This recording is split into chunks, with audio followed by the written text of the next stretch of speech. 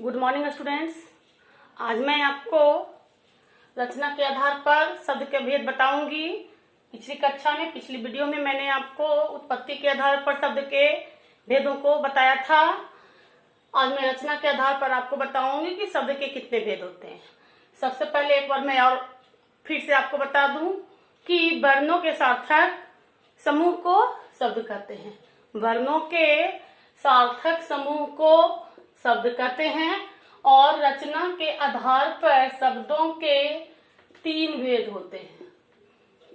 रचना के आधार पर शब्द के 3 भेद होते हैं: रूढ़ शब्द, यौगिक शब्द, योग रूढ़ शब्द। रूढ़ शब्द, यौगिक शब्द और योग रूढ़ शब्द। रूढ़ शब्द वे शब्द होते हैं जो कि अपने विशेष अर्थ के लिए पूरी दुनिया में प्रसिद्ध है। रूढ़ शब्द वे शब्द होते हैं जो कि अपने विशेष अर्थ के लिए पूरी दुनिया में प्रसिद्ध हो गए हैं तथा इनके अगर हम खंड या टुकड़े करें तो उसका कोई सार्थक अर्थ नहीं निकलता है, अर्थात वह अर्थहीन हो जाता है। ठीक है, अर्थात वह अर्थहीन हो जाता है। रूढ़ शब्द वे होते हैं जो अपने विशेष अर्थ के लिए दुनिया में प्रसिद्ध हैं तथा इनके टुकड़े नहीं किए जा सकते। अगर हम इनके टुकड़े कर देते हैं तो यह अर्थहीन हो जाते हैं। जैसे पुस्तक अपने अर्थ के लिए पूरा दुनिया में प्रसिद्ध है, लेकिन अगर हम पुस्तक का खंडित करें तो पुष्पलस्तक हो जाता है जो कि अर्थहीन होता है। इसका कोई भी अर्थ नहीं होता है, कोई भी विशेष अर्थ इसका नहीं होता है। पुस्तक, मेला, गिलास, ये सब जितने भी शब्द हैं सारे शब्द क्या हैं? रूढ़ शब्द है। मेला और भी ले ले, गिलास, थाली, ये सब क्या है? रूढ़ शब्द हैं। इनके विशेष अर्थ हैं, लेकिन अगर हम इसके टुकड़े करते हैं तो ये अर्थहीन हो जाते हैं। ठीक है, अब हम लोग यौगिक रूढ़ देखते हैं कि यौगिक शब्द क्या होता है। तो यौगिक शब्द 2 अथवा 2 से अधिक शब्दों के मेल से बनता है। यौगिक शब्द 2 अथवा 2 से अधिक शब्दों के मेल से बनता है और जब हम इसे टुकड़े करते हैं तो उसके टुकड़ों का भी सार्थक अर्थ होता है। यौगिक शब्द 2 या 2 से अधिक शब्दों के मेल से बनता है तथा जब हम इसके टुकड़े करते हैं तब इसके टुकड़े का भी एक विशेष अर्थ होता है। जैसे देखो, रसोई घर, इसके टुकड़े किए मैंने, रसोई प्लस घर। रसोई का भी अर्थ है और घर का भी एक विशेष अर्थ है। इसी प्रकार से प्रयोगशाला, इसके भी मैंने टुकड़े किए, प्रयोग प्लस शाला। प्रयोग का भी एक अर्थ होता है और शाला का भी एक अर्थ होता है। फिर राष्ट्रपिता, इसके भी मैंने टुकड़े किए, राष्ट्र पिता, राष्ट्र का भी एक अर्थ होता है और एक पिता का भी अर्थ होता है। इस प्रकार से यौगिक शब्द वे शब्द होते हैं जो 2 या 2 से अधिक शब्दों के मेल से बनते हैं और टुकड़े करने पर इनके टुकड़ों का भी एक विशेष अर्थ होता है। ये तो हो गए यौगिक शब्द। अब हम लोग योग रूढ़ शब्द की ओर आगे बढ़ते हैं। तो योग रूढ़ शब्द क्या होते हैं? जो शब्द यौगिक होते हुए भी अपने अर्थ को छोड़ देता है। यौगिक शब्द है मगर अपने अर्थ को छोड़कर किसी विशेष अर्थ की ओर इशारा करता है। अपने अर्थ को छोड़ देता है और किसी विशेष अर्थ की ओर इशारा करता है, उसे कहते हैं योग रूढ़ शब्द। अपने अर्थ को, वास्तविक अर्थ को छोड़कर किसी दूसरे अर्थ की ओर इशारा करे, किसी विशेष अर्थ की ओर इशारा करे, उसे योग रूढ़ शब्द कहते हैं। जैसे जलज, इसका वास्तविक अर्थ होता है जल में जन्मा हुआ। तो जल में जन्मा हुआ, इसका अर्थ छोड़कर ये कमल की ओर इशारा करता है कि जल में जन्मने वाला क्या होता है? कमल होता है। निशाचर, रात में विचरण करने वाला अर्थात राक्षस।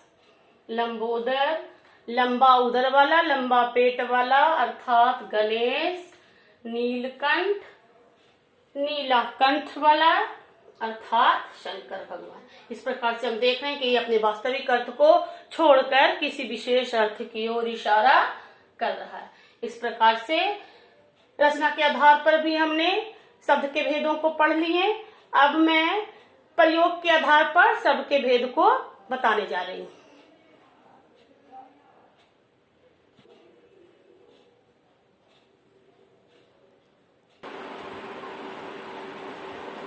अब हम प्रयोग के आधार पर शब्दों के भेद जानेंगे कि प्रयोग के आधार पर शब्द के कितने भेद होते हैं।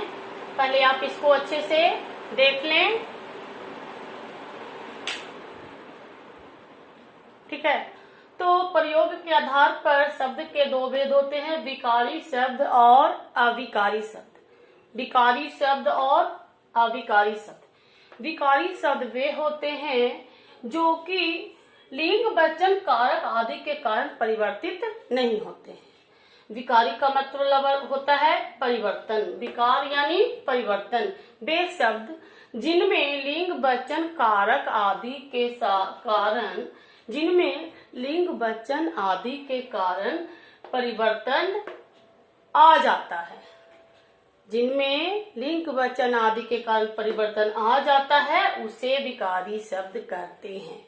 विकारी शब्द के अंतर्गत आते हैं संज्ञा, सर्वनाम, विशेषण, क्रिया। ये सब क्या है? ये सब विकारी शब्द के अंतर्गत आते हैं। संज्ञा शब्द का मैं एक एग्जांपल यहाँ पर लेती हूँ। जैसे मैं लेती हूँ एक संज्ञा का एग्जाम्पल कि लड़का